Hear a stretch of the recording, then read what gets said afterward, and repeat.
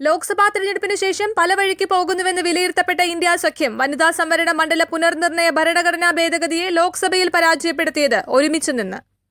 കേരളത്തിലെയും അസമിലെയും തിരഞ്ഞെടുപ്പ് തിരക്കിനിടയിൽ FCRA ഭേദഗതിക്കെതിരെ പാർലമെന്റിൽ പ്രതിഷേധിക്കാൻ സമയം കണ്ടെത്തിയ പ്രതിപക്ഷ അംഗങ്ങൾ ഇന്നലെ അതിലും 10 മടങ്ങ് ഉത്സാഹമാണ് പ്രകടിപ്പിച്ചത്. സർക്കാരിന്റെ ബലമില്ലായ്മ തുറന്നുകാട്ടാൻ കിട്ടിയ അവസരം പ്രതിപക്ഷം മികച്ച രീതിയിൽ ഉപയോഗിച്ചെന്ന് പറയാം. പ്രതിപക്ഷം ഒറ്റക്കെട്ടെന്ന് ഉറപ്പാക്കാൻ കോൺഗ്രസ് നന്നായി പരിശ്രമിച്ചു. അതിന്റെ ഫലവുമുണ്ടായി. ഇന്ത്യ സഖ്യ കക്ഷികളുടെ യോഗം കോൺഗ്രസ് അധ്യക്ഷൻ മല്ലികാർജ്ജുൻ ഖർഗെയുടെ വസതിയിൽ നടത്തി സർക്കാരിന്റെ നീക്കത്തെ ചെറുക്കാൻ ഒറ്റക്കെട്ടായി നിൽക്കണമെന്ന് തീരുമാനിച്ചു.